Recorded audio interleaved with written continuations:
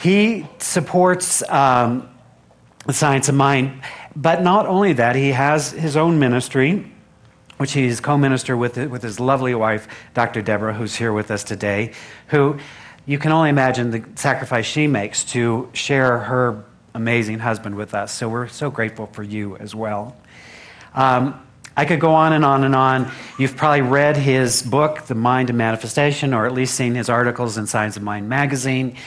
But he's been awarded a doctorate of divinity. I mean, he's got it going on. But the most important thing is he has a heart as big as the planet and continues to hold a high vision of what is possible for us in spiritual community. So will you please welcome our friend and our leader, Dr. Kenn Gordon. Thank you, Reverend Marty. Oh, I got God bumps for the fourth time today, so that's good. Reverend Lisa, or Dr. Lisa, gave a wonderful talk here this morning, and I couldn't help but she noticed that she was following the brand that Marty gave us to do, which is that this is your conscious giving program time right now, if I'm not correct. So what I want to do is I really want to talk about giving. The title is that you are a good giver, and there's no doubt about that. And when I look at this beautiful, beautiful sanctuary that you've built here, this wonderful edifice that you have created, this chalice to be able to hold the consciousness of love, I just have to commend you for doing such a marvelous job and commend Reverend Marty and his team of leaders for being able to bring this together. This is spectacular. So let's give them a hand.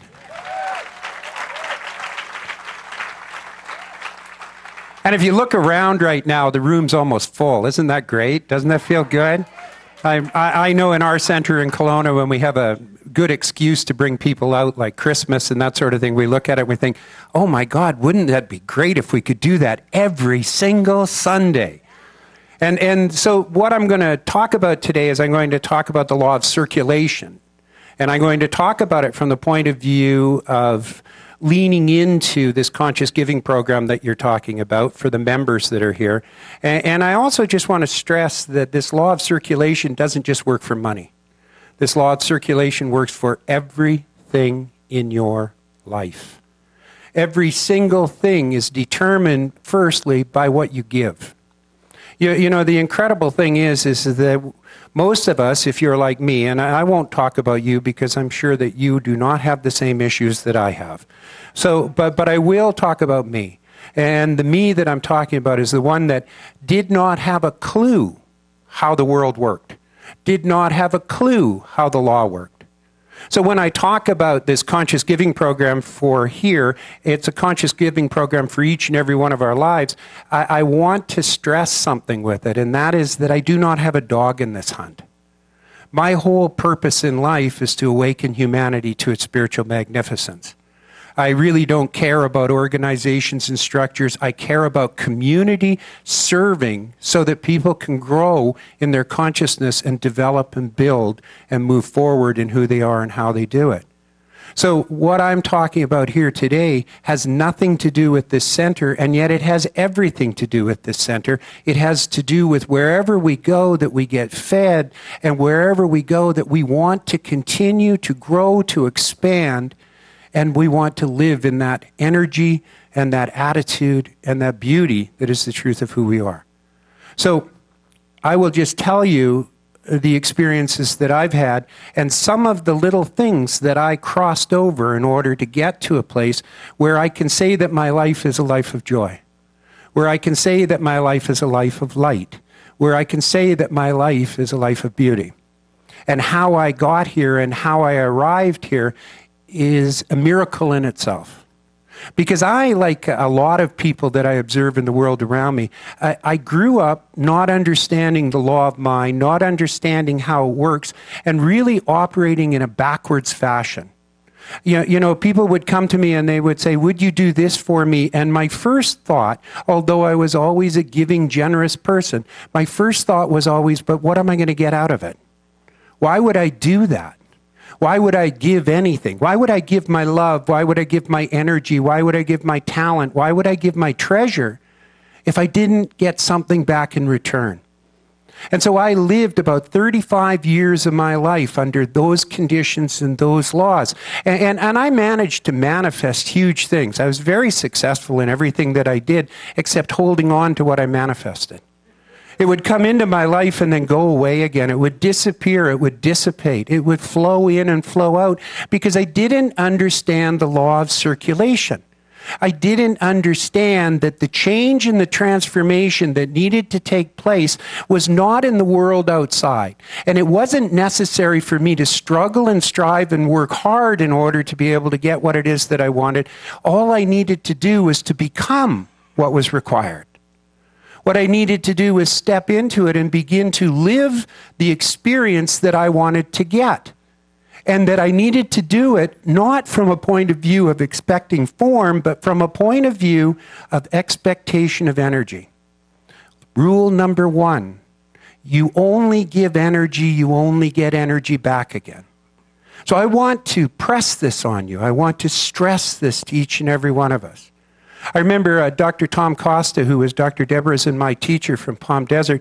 I remember once I was feeling so fat and sassy. I thought, oh, this is so great. Because I think at that particular time I was giving maybe $20 a week when I went to the center. And I thought, boy, that's a fortune. Because I started out giving $1. Folded up 16 times and thrown in the basket. And given with great resentment. I don't know. That talk didn't sound like the one that I worth anything more than 100 cents. See, I knew I was the only one. I knew it. So I got up to about $20 a week that I was giving. I thought, boy, this is great. And this was 23 years ago, and it's probably worth $2 today, but that's beside the point. But I would give it, and I remember once standing out and talking to Tom. And I said to Tom, you know, I think this stuff works. And he said, do you? I said, yeah. I said, you know, I'm really feeling encouraged about this. Do you know that I give $20 a week now to this center? And that I don't even notice it missing from my income. It's just marvelous. You know, the more I give, the more I get. This stuff really, really works. And I remember Dr. Tom looking at me with he was known as Dr. Love, with the love in his eyes. And he said, well, Ken, that's really great. Are you comfortable giving $20? And I said, well, yes, I am. I really am comfortable giving $20. And he said, so you're not growing? Oh, shut up. But this is the law of life. It's the law of everything. It's how we operate. It's not just money. It's about how we present ourselves and how we give. And this is a teaching of growth. It's a teaching of evolution. It's a teaching of expansion. And if you're not prepared to go through the grind to get to what it is that you want, then you're not growing and you'll stay exactly where you're at. You won't move forward. It's not challenges that we have in life. It's just these beautiful growth opportunities that keep showing up in front of us. And if you think that you can live your life out in comfort, you're absolutely right. But you're not going to grow and you're not going to evolve. You're not going to become who you were born to be. And you're not going to have the authenticity or the ability to fit into the mosaic of life that Spirit has put together in perfection. And instead, what you're going to do is you're going to stay where you're at. Now, my experience with that is that I'm really good at it, and I can stay where I'm at, except it takes only a short period of time before ennui of life, before depression, before sadness fits into me. So I had to change my perception of what was going on in my being and my life and be comfortable with discomfort, knowing that it was growing and expanding me, knowing that it was taking me to a place where I could be a greater expression of the individualization, which I already am the totality of, but so that I could grow and evolve into my own consciousness and my own beauty. So throw forward a little bit. So Deborah and I, we go and we start our church in Kelowna. And we have 12 people show up at our church in Kelowna, of which 8 are our relatives. And we founded a church where there was no church. And so, 12 people showed up, and 8 of them we knew really, really closely. And I had to let them go after a time because they were enablers. And so the other 4 that were there are still members of our church today. But we had this growth thing to do because we didn't have any money. And so we had 12 people showing up on Sunday in a little tiny hall, and we would give the service, and we'd go out and put it out there. And how we supported ourselves was I'd had a farm in Southern California, and when we'd moved, I still was owed money, so I had an accounts receivable to receive that came from my farm, people who'd owed me money. So in the afternoon on Monday, I'd get on the phone, I'd phone people up and say, pay me my money, please, because I really need it. And some did, some didn't. And then when the money came in, what I would do is I would pour it into the church. I'd give it to the church. And we were there with 2 little kids. I love little kids. We were there with 2 little babies. And there we are doing ministry, just kind of eking our way through. And it was tough. Deborah would cry every day, and we came from Palm Springs back to our hometown in Kelowna, British Columbia, and so every day I would go out and try to find a hole in the clouds so I could see the sun, because I was missing it. And so, life was kind of struggling. And I can remember one day after about 3 months into it, and the accounts receivable was running short, and the money was running tough. And I remember driving down the street one day, and I remember driving, and I was doing my prayer work, my spiritual mind treatment. And as I was driving, I said, I'm not going to do, if this isn't divine, if this isn't the right thing for me to do, then I am just going to quit. Spirit, you have to show me now what this is about and how this works. Just like the song that we sang when we started out. It's done through the creation of you, through you. And so as I was driving down there, I finally had enough. And I remember I went home, and we'd done a class, Raymond Charles Barker Power of Decision class. And we put it out, and we started off with 8 students, and we ended up with 2. It was really early in the ministry. Ministry's great for rubbing that ego off of you, let me tell you. Humility comes real natural to a minister. Anyway, so there we are in this position in this place, and the income from the class was $16. And what I was doing up until that time was I was giving all of the money that I got to the center, and then the center would give us back just enough to make a living, just eke out a living with it. And so I got there and I said, if my congregation, which were now probably 8 people, can't afford to pay me, then maybe I'm in the wrong place. And so I went home, and Deborah was doing the books, which she still does today. And I walked inside the house, and I'd always been taught that I needed to tithe, 10%. And we'd read a book called The Richest Man in Babylon. And I'd always wanted to live that way, which is I spend 80, I save 10, and I give 10 away. So I'd always wanted to live that way. And when I came home, I determined this is what I'm going to do. This is the way I'm going to live my life, period. And I remember walking into the house, and I remember Deborah was in the kitchen, and I said, she said, we need money in the church. And I said, well, what was our income? And she said, it was $16.20. And I said, well, write them a check for $1.62. And she said, no, we can't do that, we can't do that. And I said, furthermore, write me a check for $1.62. I want my check. The law of circulation. I have to be able to receive. And it's the energy that I need to receive. It's got nothing to do with the size. It's got nothing to do with the form. It's got to do with how am I willing to be open to do it.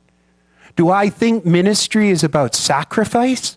Do I believe that my life, that I have to sacrifice my life in order to do good in the world? There it was, $1.62. So I remember she wrote me a check for $1.62, and that's my check. And I took that $1.62, and I gave 10% of it, 16 cents, I think I rounded it off to 20, to the church. And I took 20 cents and I put it away for my savings, and I had the rest of it to live on for the rest of the week.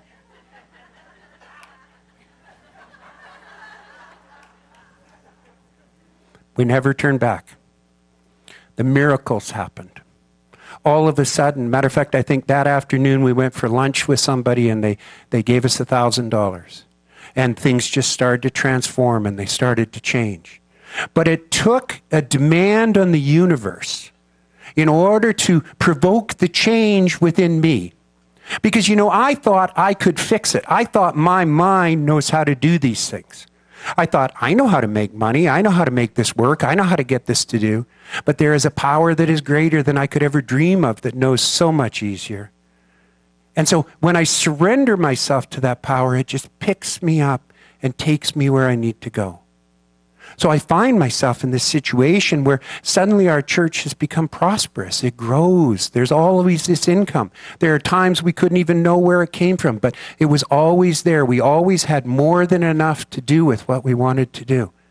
And it was all about the energy. It was all about the desire to be able to know that I can give without strings. You see, when I was giving all of my money to the center, what was happening was I was resentful about giving it.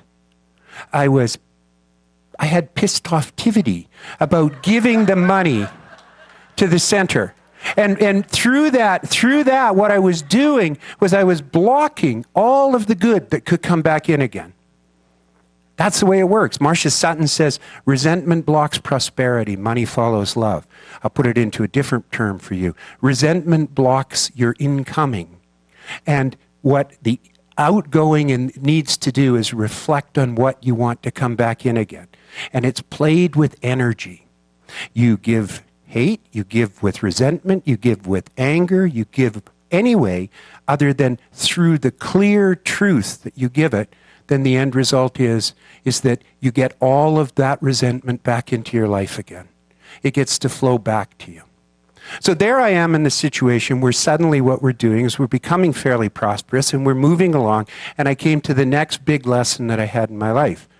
And the next big lesson is equally as important as the first one. And that lesson was this. There I am doing my work. And the church is beginning to grow, and it's looking pretty good. And we've got this couple in our church, a beautiful couple, who are there every single Sunday. And every single Sunday, they set up the chairs, and they make the coffee, and it's wonderful. And Deborah and I, in turn, are spending an incredible and inordinate amount of time with them. They're there, and we're counseling them daily. We married them. We're doing things. We're helping structure their life and teach them and develop them. We're just giving like crazy to them. It's wonderful. And they, in turn, are loyal, and every Sunday they're there to do what they need to do. And one Sunday, they didn't show up. They didn't come. And we thought, well, they took the Sunday off, and we phoned them, of course, but nobody was home. Well, they must be out of town. So that's fine. That's good. The next Sunday, they didn't show up, and we phoned them again, and no answer.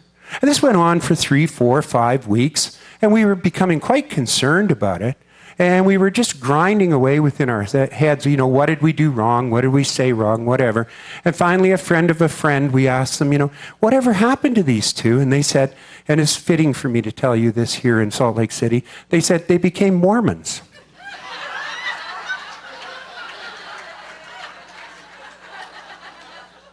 Mormons? Okay, all right. And so I was I fell into this hole, this terrible deep pit.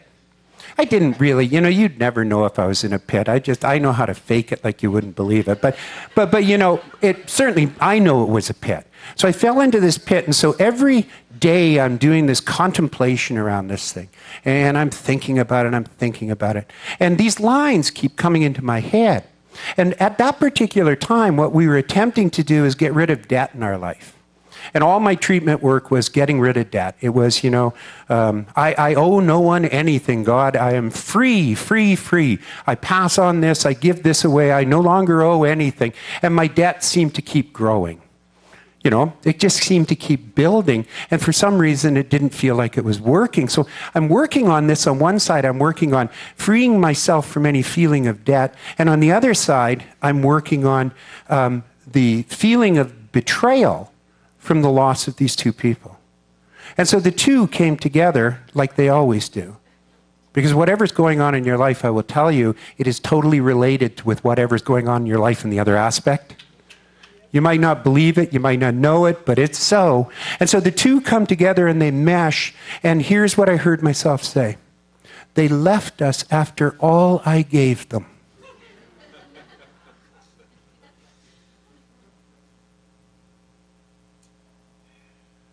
Why do you give? You have an expectation of return? That's the form life. That's the life that's out there. That's the old, antiquated way of thinking. That's the old consciousness. The old consciousness is that I'm going to give to this center, and in return, I expect this center to give back to me, pressed down and flowing over, and if I don't get it, damn it, I'm going to stop giving. That's not the way the law works. The law works, you give of yourself before you get. In nature, it works all the time. You see it in nature. The trees give naturally of their beauty and of their fruits. They don't stop and hesitate and say, it didn't get enough water, so I'm not even going to try. I'm going to withhold. As a matter of fact, it works the same way, even the way that we look at our lives, is that, if you want your plants to really produce, what you do is you stress them, and then they start giving more. Have you noticed that? It's true. Do you know what they do with grapes? They cut the bottom of the trunk on the grapes so that they can get a greater bounty back out of the grape again. There's no difference between nature and the laws of mind, and what happens with it is imperfection. So when I found myself saying that, I thought, oh, that's it. That's the answer. I have to start giving from a sacred heart. I need to start giving because that's who I am. I need to start making my life my gift to the world with no expectation of return. Knowing and having the faith that what we hear is true, which is you can't outgive God. And that as you give of yourself with the joy and the beauty and the love and the flow, when you give of yourself unconditionally, everything and all things that are required must come back to you, but you cannot play the game of expectation with it. So here you are in this beautiful center with a huge expectation of what you want to have, with your giving card in your pocket somewhere or in front of you. And it requires that you take the step forward into the discomfort to be able to sign that, to be able to give more than you think you can, so that the universe can give it back to you. But I will share something with you. If you give it with the expectation you're going to get more, it's all smoke and mirrors. The end result is that you will get expectation given back to you rather than what you really seek. Our teaching is the simplest teaching in the world. It really is basic. And when it comes to giving, it comes to the law of circulation, it's really simple. We spend ourselves. We spend it freely because we have been given the ability to be who we are. We have the energy and the consciousness, and we have the spectacular light that is the truth of who we are. And when we share that light without condition, the end result is the universe shares back to us. If we share it with condition, that condition will come back to you pressed down and flowing over. If you share it with resentment, you make resentment. If you share it with light, you make light. This is the key. So when we come together in meetings like this and in community, this is an opportunity to step into that discomfort. Dr. Tom said to me, "Are you comfortable giving $20?" I said, "Oh, yes." He said, "Then you're not growing." I'm going to tell you something. This is a beautiful church. It is a living idea in the mind of God. If you plan on continuing and seeing it grow and seeing it expand, then you have to give to it. What you have to do is you have to give your time, your talent, and your treasure. And that discomfort you feel when you do that is nothing more and nothing less than spirit rounding off the edges so that you might rise into a new consciousness, a new way of being, and a new life.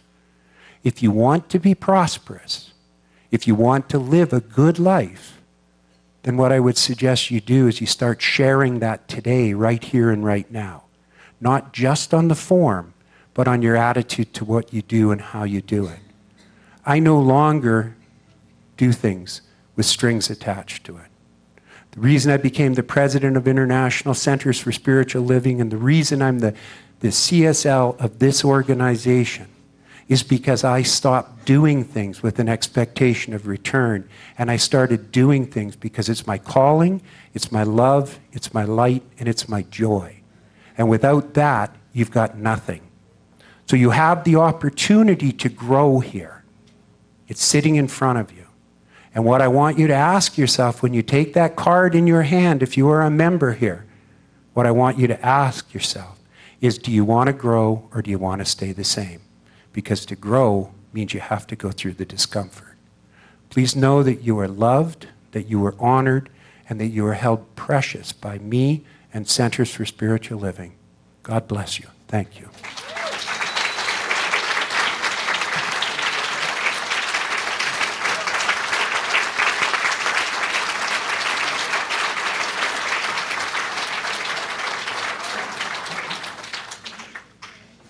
Let's pray together.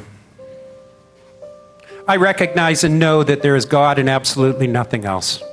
Called by any name, any way, any shape, any form, there is only the one thing that is happening, and that one thing happens through me as I happen through it. I therefore surrender myself to this ideal and this idea, to this truth, and I allow myself to be it in its completeness.